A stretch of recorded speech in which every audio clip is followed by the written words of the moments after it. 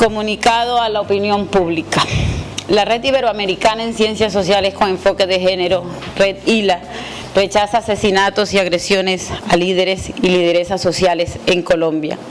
En el marco de las quintas jornadas de innovación investigativa, género, territorio y movimientos feministas en América Latina, realizadas en la Universidad Simón Bolívar, en la ciudad de Barranquilla, durante los días 22, 23 y 24 de mayo de 2019, la Red Iberoamericana en Ciencias Sociales con Enfoque de Género, Red ILA, en conjunto con las distintas activistas, investigadoras, feministas latinoamericanas que nos acompañan y demás mujeres de organizaciones regionales colombianas que asisten a las quintas jornadas, queremos expresar nuestro categórico rechazo a los asesinatos y hechos violentos que ponen en riesgo la vida y los procesos colectivos de las comunidades en Colombia. Desde la firma de los acuerdos de paz en 2016 hasta enero de 2019 han sido asesinados 438 líderes, lideresas sociales, defensores y defensoras de derechos humanos. Entre enero de 2016 y febrero de 2018 fueron asesinadas 40 mujeres lideresas sociales que evidencian en su cuerpo las marcas patriarcales reafirmantes de género que van desde la violencia sexual hasta la tortura. Mujeres que dedicaron su vida a luchar por su dignidad y con el respeto de los derechos de las mujeres en distintos espacios. Mujeres que se atrevieron a desafiar la autoridad patriarcal. Mujeres que se atrevieron a soñar con otro mundo, que se atrevieron a ser ciudadanas, que generaron espacios de resistencia y por atreverse a ser persona, a reclamar sus derechos, fueron exterminadas por aquellos que desean y les conviene que la guerra continúe. Manifestamos nuestra preocupación y apoyo al estudiante de Derecho de la Universidad Simón Bolívar, Mayerly Sangarita Robles, lideresa de las víctimas de los Montes de María, directora de un colectivo que lo único que hace es narrar para vivir, quien sufrió un atentado el pasado domingo 19 de mayo del 2019 saliendo de la ciudad de Barranquilla. Queremos reafirmar que cuando violentan a una, nos violentan a todas, porque estamos en la misma lucha, porque en medio de nuestras diferencias reivindicamos nuestros derechos a protestar, manifestar, construir y exigir que nuestras vidas se respeten.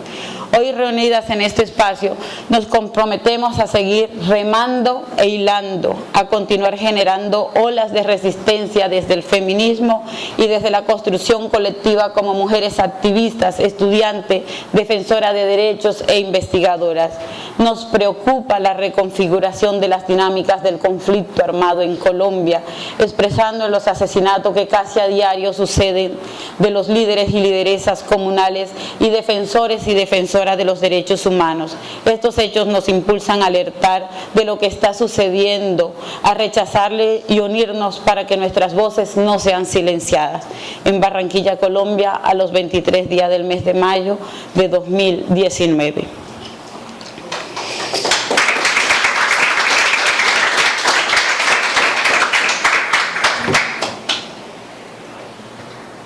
Cuando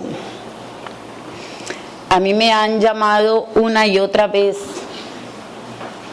a trabajar en temas de género y paz, así como en esta ocasión me sobrepone, es porque estas historias son historias que llevamos todos y todas en los cuerpos casi en Colombia, no se escapa nadie. Narrar para contar es poder decir que cuando mi hermana estuvo secuestrada, año 8 meses, a una le devuelve una y mil veces el tema de paz. Una y mil veces, como decía Esther, se pelea una con todo. Se siente en el cuerpo nuevamente y como decíamos, ¿qué hacemos para sanar? Han pasado más de 15 años y aún la memoria sigue doliendo. Entonces, por ello, yo considero que una vez más estamos ante la oportunidad para decir no más. Si no lo decimos ahora y si no lo hacemos ahora, ¿cuándo? Y es lo único que queremos expresar, y es el trabajo que hacemos desde cada uno de los frentes. ¿Por qué puede ser tan difícil vivir en paz en este país? Quiero darle el espacio a nuestras compañeras centroamericanas que nos acompañan para que también nos cuenten y nos narren cómo han vivido y cómo han hecho.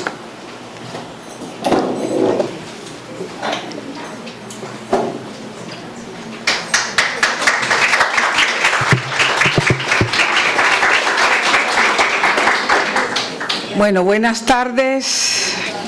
Quiero compartir algunas reflexiones sobre la experiencia que hemos tenido en El Salvador, pero lo quiero hacer pues intentando por lo menos tener el mayor cuidado con el momento que ustedes están viviendo,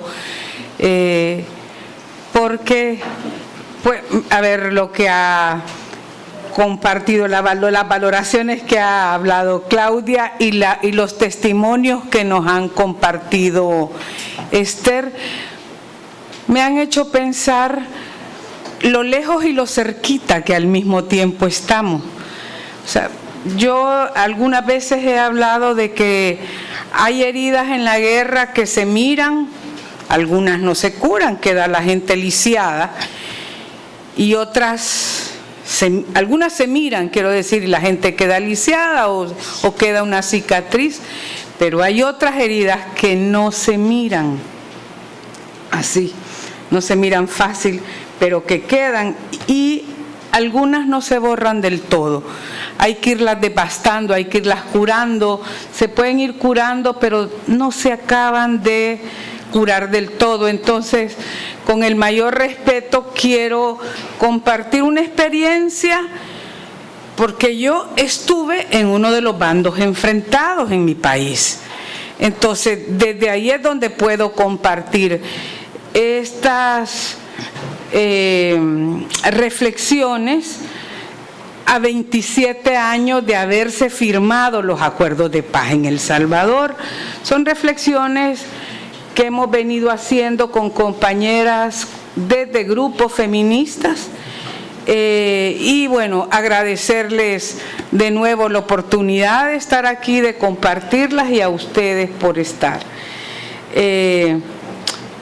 Quiero contarles que en estos 27 años, muchos de estos 27 años, hemos hecho una contribución como feministas, como mujeres organizadas, a la memoria histórica y a la reparación social y emocional de las personas afectadas por el conflicto armado. Este fue un proceso en el cual, sobre todo en la década de los 90, las feministas nos empeñamos y nos involucramos casi toda la década. En el año 2008, o sea, más reciente, hace como 11 años, en el municipio donde ahora vivo, en Suchitoto, que fue un escenario muy fuerte del conflicto armado, de hecho a la ciudad la declararon ciudad mártir y el campo, como comenté ayer, quedó destruido todo. Las mujeres de ese municipio hicimos una recopilación de imágenes y de sentidos que había tenido la participación nuestra en el conflicto armado, porque muchas veces esa participación no se ha querido ver y ha sido poco reconocida o ha sido reducida a mirarla solo desde el papel de cuidadoras, desde el papel de servidoras. Entonces, ese día nosotras hicimos una presentación con más de 1000 personas que habíamos logrado invitar, y escribimos los nombres de todas las muertas que teníamos nosotras, solo las muertas, no los muertos. Dijimos que íbamos a poner a las mujeres y las dibujamos como una especie de ladrillos, y con esos ladrillos hicimos un gran muro para que se viera que eran un gran montón las mujeres que habían dado su vida. Expusimos nuestras fotos también que teníamos, de las muchas formas y presencias en las que las mujeres estuvimos, y eso lo hicimos para reclamar un gobierno municipal paritario. Fue el 2008, fue hasta las elecciones del 2012 que el gobierno, el FMLN, que es el partido que siempre ha gobernado en ese municipio es bastante rojero, el 2012 el FMLN presentó una planilla de gobierno municipal paritario y lo hemos tenido, pues. Sin embargo, nunca reconoció que ese gobierno municipal paritario era el resultado de las demandas de las mujeres. Entonces, ese día fue muy hermoso. Hicimos una recopilación de imágenes con esta presentación que, si me pasa el voladito, porque las quiero ir pasando algo rápido, aquí está. Voladito decimos en El Salvador a todos los chunches. Yo les voy a ir compartiendo aquí. Pero bueno, solo son imágenes de mujeres, compañeras que hemos participado.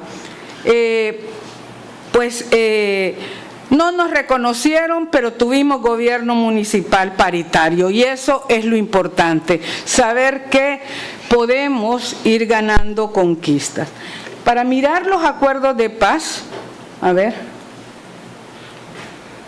para mirar los acuerdos de paz, en aquel momento, 1992, el primer paso fue hacer una lectura crítica a pocos días de pactada la paz, exactamente a un mes.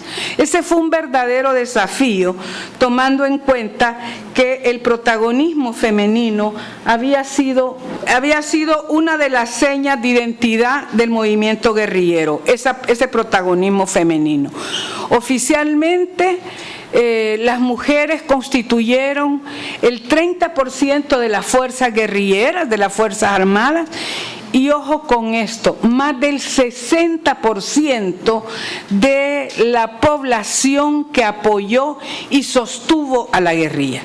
O sea, las mujeres fueron más del 60% de quienes apoyaron.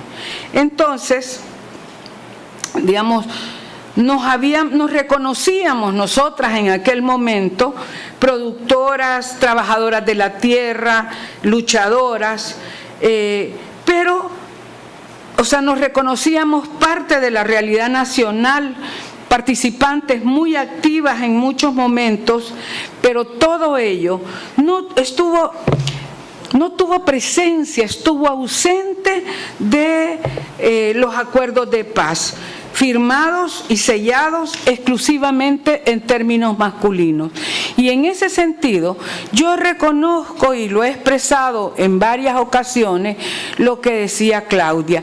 El acuerdo, no sé cómo ha quedado el segundo acuerdo de paz en Colombia, pero el primer acuerdo que yo tuve la oportunidad de leer es un acuerdo que merece que los movimientos feministas en otras partes de América Latina y el mundo reconozcamos, porque hubo un esfuerzo ahí de cabeza, corazones y manos de no sé de cuántas feministas, pero ahí hay una presencia y un esfuerzo muy importante que son un ejemplo para el resto de nuestros países que necesitamos aprender de este acuerdo en Colombia. Reconoce las desigualdades entre hombres y mujeres y reconoce la necesidad de invertir y de traducir, de concretar medidas para lograr la igualdad, y reconoce el carácter de víctimas a las mujeres. Entonces, yo creo que esto es importante. En mi país, los acuerdos de paz fueron, en espíritu y en letra, fueron totalmente masculinas.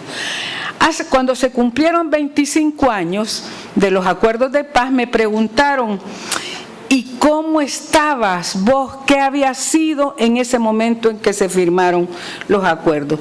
A ver, yo quiero decir que sí fui una jefa guerrillera, segunda al mando en la mayor parte de momentos, como no podía ser de otra manera en mi país, en esa guerrilla que era muy machista. Y los acuerdos de paz me encontraron en un descubrimiento pleno de las desigualdades entre hombres y mujeres por razones de género, y cómo esta ha sido una de las estructuras más injustas e ignoradas en la sociedad salvadoreña. Es injusta y es ignorada porque aparece en la superficie, pero también en el fondo del análisis de los problemas. Niega a las mujeres muchas veces la condición de persona. Entonces, así me encontraron los acuerdos de paz, en una ebullición, en un descubrimiento y en un encuentro con el feminismo.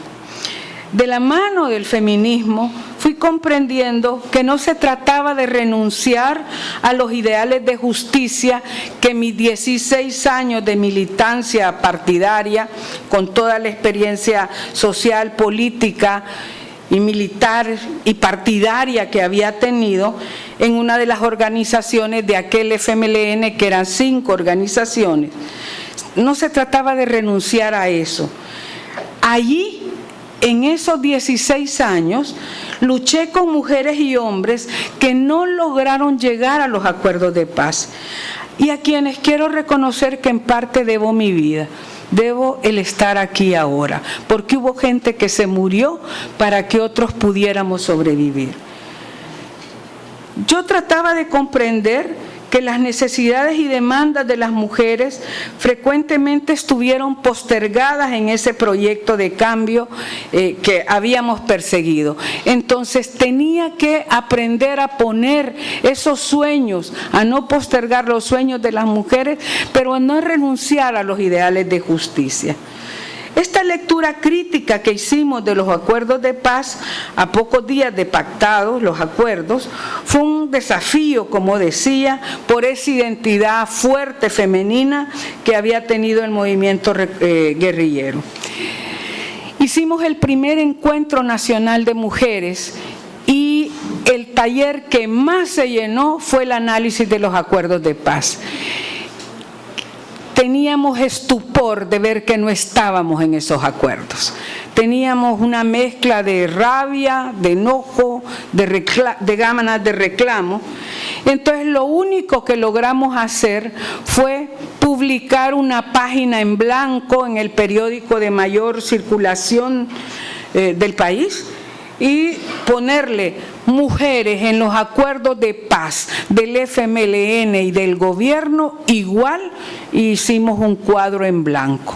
Solo nosotras vamos a defender nuestros derechos. Y la publicamos a los 2 días de terminado el encuentro. No tienen idea la cantidad de reclamos que nos vinieron por parte de los compañeros, pues, ¿verdad? ¿Para qué decirlo? Pero fue la mejor manera para dar a conocer nuestro desconcierto y nuestra indignación ante esta manera de iniciar una nueva fase de la convivencia nacional.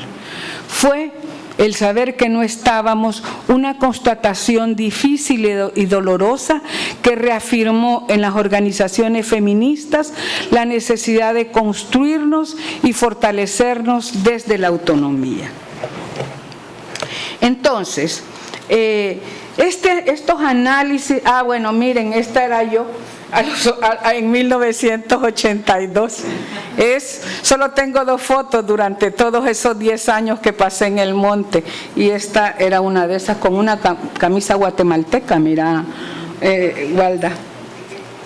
Bueno, quiero decirles que los análisis y estas interpretaciones que hicimos de la participación de las mujeres significaron un importante aporte a un número importante de salvadoreñas, significó también una fuente de entusiasmo personal y un marco para entender mejor las experiencias propias que hasta entonces habíamos vivido en solitario y a veces culpablemente.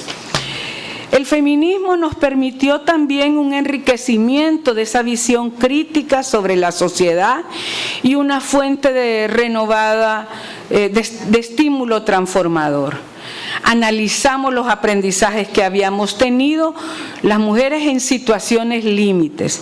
La guerra es una situación límite, otras situaciones también lo son.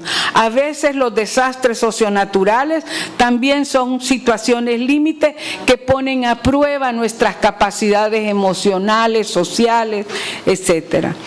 Pero también, aprendimos a reconocer la importancia de recuperar la subjetividad como un ámbito descuidado en las formas de participación y de lucha que hasta entonces habíamos tenido. Incluimos la necesidad de ponerle prioridad a los procesos de reconstrucción y de transformación de las identidades. En el caso de las mujeres, con huellas profundas por las vivencias de la guerra, como ya nos lo contó Esther, y por las experiencias vitales de exclusión, de marginación y discriminación vividas aún en el seno de los movimientos de liberación nacional. Quiero decirles que a nivel personal tengo que reconocer que un proceso que impulsamos de la mano del feminismo, en particular de una organización que en El Salvador se llama Las Dignas, de la cual, bueno, sigo siendo socia fundadora, pero en aquel tiempo Las Dignas hicimos un proceso de reflexión y de sanación de las experiencias que habíamos vivido. Esto me ayudó a sanar muchas heridas y aunque muchos dolores aún están presentes y reconozco que posiblemente me duren toda la vida, reconozco que el feminismo me salvó de la amargura. Yo posiblemente, con todas las pérdidas que me implicó la guerra, en este momento sería una amargada, una persona amargada. Ni me reconozco en la amargura. Y además tengo varias amigas feministas con las que nos seguimos juntando y que tuvimos esas experiencias y, reflexionamos, lloramos juntas, pero no vivimos en la amargura. De esta manera fuimos abriendo caminos para que se expresara el dolor invisible de la guerra. Propusimos a organizaciones sociales y demandamos también de instancias públicas la necesidad de emprender procesos que permitieran la sanación de la sociedad y que en el caso de las mujeres nos permitiera recuperar en positivo los cambios que nos había supuesto la guerra, para convertirnos en protagonistas de nuestras propias vidas, al mismo tiempo que se reconociera nuestro protagonismo social y político.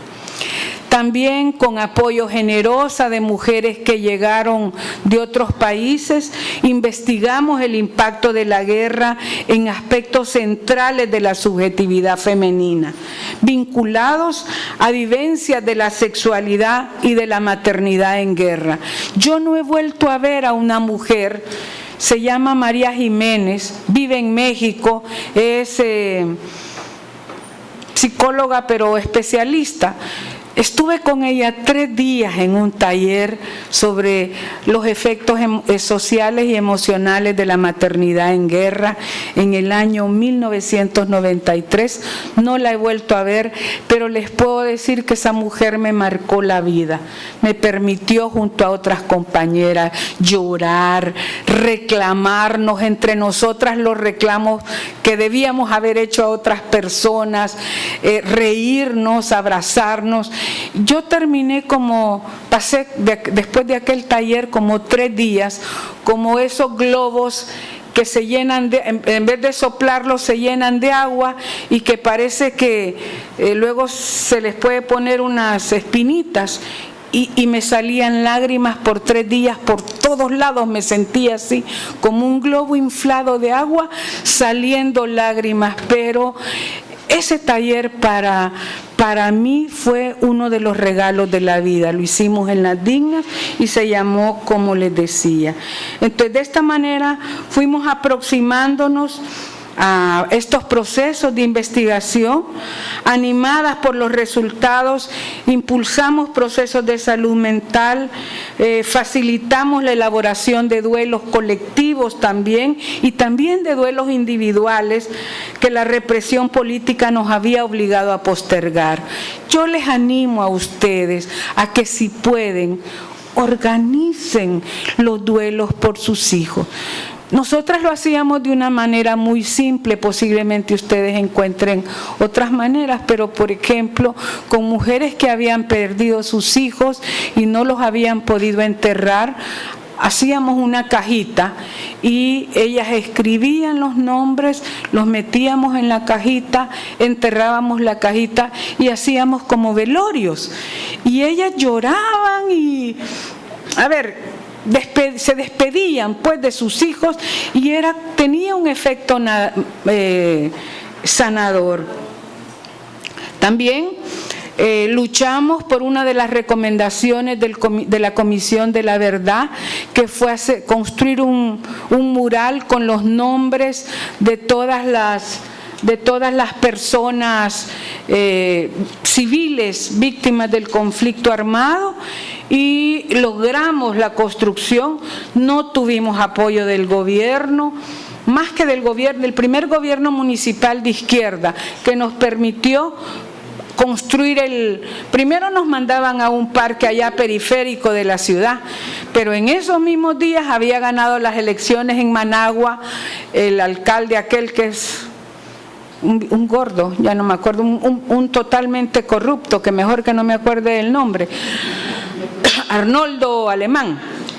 Entonces le escribimos al alcalde: mire, Arnoldo Alemán está cambiando los nombres de las calles de Managua, porque es un gobierno de derecha. ¿Por qué usted, que dirige un gobierno de izquierda, va a ser incapaz de cedernos para la construcción de un muro que es necesario para el conjunto de la sociedad? Y ahí nos lo dieron. Y ahí está el muro, le han dicho muro necrótico, muchas cosas, pero ahí está. Logramos que tuviera más de son 74,000 víctimas civiles de violación de derechos humanos que tuvimos en El Salvador. Apuntamos como 25,000 y hemos dejado algunas en blanco para que se puedan ir poniendo. Allí no están los nombres de los guerrilleros muertos, pero bueno, es parte de las concesiones que tuvimos que hacer. Entonces, no me quiero prolongar más, quiero decirles que les voy a dejar un documento con algunas recomendaciones que hicimos a líderes del FMLN para trabajar en este proceso de reconstrucción. No me queda tiempo para hacer la reseña aquí, solo quiero decir que no retomaron la mayor parte de nuestras recomendaciones, y esas son parte de las cosas que duelen también, pues porque lo hicimos con el espíritu de contribuir a que se sanara. Solo quiero terminar diciendo que pues a un poco más de un cuarto de siglo de que se firmaron los acuerdos de paz, en El Salvador las mujeres seguimos siendo ciudadanas de segunda categoría. Esto necesitamos cambiarlo, necesitamos por una parte vivir con optimismo nuestro presente y mirar el futuro con esperanza. Y esto pasa por asumir plenamente nuestro pasado, por asumirlo de forma crítica, revisarlo críticamente, recogiendo los pedazos de piel y de vida que hemos dejado aquí.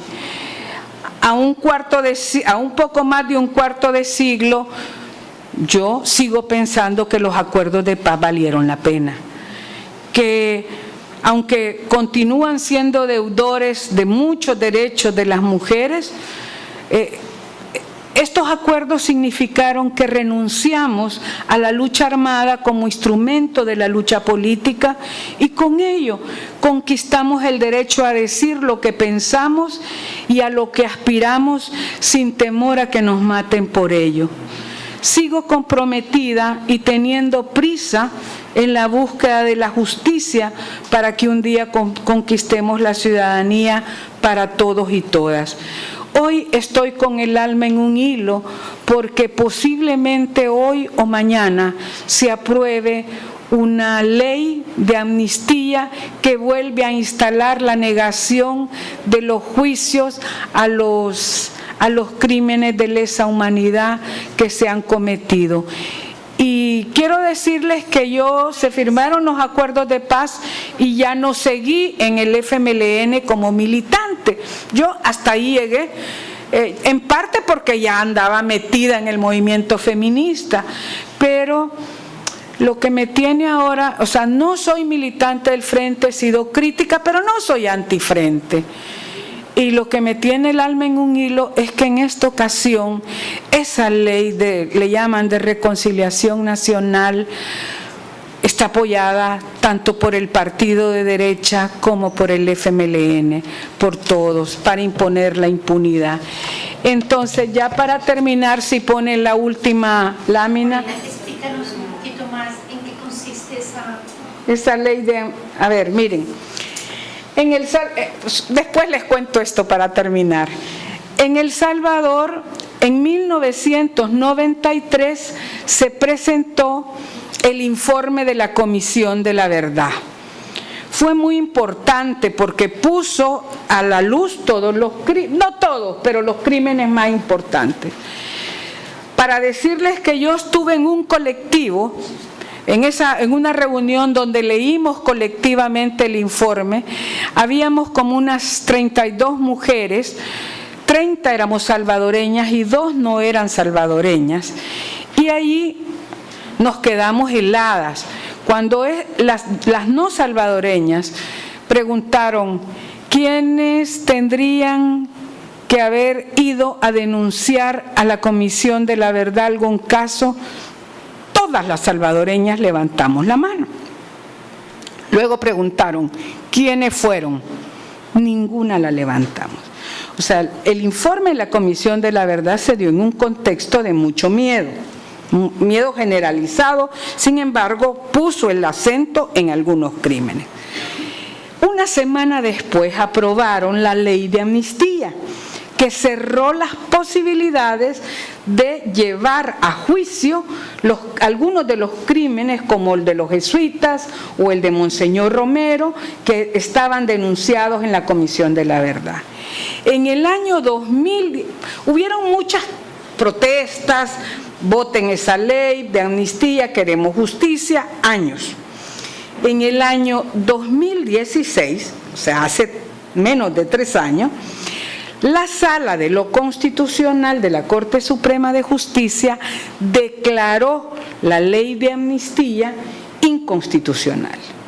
Con esa declaración se abre la posibilidad de procesos judiciales individuales y también los procesos de los crímenes de lesa humanidad, que son muy importantes. Han habido más de 100 casos donde las familias habían logrado documentar los casos y se han presentado por desapariciones forzadas, por algunas masacres, la masacre del Mozote, que fueron más de 1000 muertos en 1981, hay un juicio iniciado y por primera vez hemos visto a militares sentados en el banquillo de los acusados, todavía no están condenados. O sea, pero hay procesos, pues se ha agarrado una fuerza, incluso algunas organizaciones como CEGIL que han estado apoyando, llevaron a unas mujeres guatemaltecas, las ichiles que han denunciado casos de violencia sexual, las llevaron a El Salvador y hemos hecho encuentros con salvadoreñas para a ver cómo las guatemaltecas nos dan fuerza para que las salvadoreñas se animen a presentar casos de denuncia sexual. Entonces, digamos, no es tan fuerte, pero es fuerte al mismo tiempo. O sea, después de 26 años, la posibilidad de justicia concreta. Y entonces, hace como unos meses, un diputado que se llama Rodolfo Parker, es del PDC y está señalado por los acuerdos de paz porque colaboró con el presidente Cristiani por allá por el 89, dice: voy a hacer una nueva propuesta mejor de ley de reconciliación nacional que inhibe las posibilidades de llevar a juicio a los asesinos. Entonces ha habido mucha protesta, pero entonces dicen: no va a ser esa propuesta, se va a formar una comisión ad hoc. Y en la tal comisión ad hoc se instalan los distintos partidos, pero también se instala el FMLN. Y posiblemente han sacado una nueva propuesta, que es peor que la de Rodolfo Parker, porque más o menos viene a decir así: el informe de la Comisión de la Verdad es una cosa de museo, ya no se vale poder enjuiciar a gente que hace 30 años cometió las fechorías. No hice las fechorías, pues, pero hoy se cometió hechos, ya no se vale. Lo que puede haber para la justicia transicional es pues un reconocimiento y trabajo comunitario, pero no encarcelamiento, y solo va a haber reparación económica a las víctimas de manera individual en dos casos, en los casos que las arcas del Estado lo permitan y en los casos donde el señalado como victimario no sea afectado en el 25% de su dinero líquido. O sea, al final reduce ni reparación ni justicia. Y el problema que tenemos es que diputados del FMLN están defendiendo el asunto y posiblemente lo aprueben hoy. Y el presidente actual, antes de que cambie el gobierno, lo puede sancionar y ser ley. Así está. Luego yo te puedo pasar documentación, pero bueno, ya no tenemos a la niña ahí. Les quería decir, esta es una frase que hemos tomado de una filósofa española que se llama Amelia Valcárcel y que discutimos mucho en este momento. Y decíamos, nos parece que nos está retratando y por eso se la pusimos ahí cuando reclamamos el gobierno municipal paritario por nuestras muertas. Entonces decíamos, por nuestras muertas, las mujeres que despertamos a nuestra ciudadanía no nos conformamos con lo conseguido, no solo porque es frágil, sino porque es poco. Y así seguimos. Muchas gracias.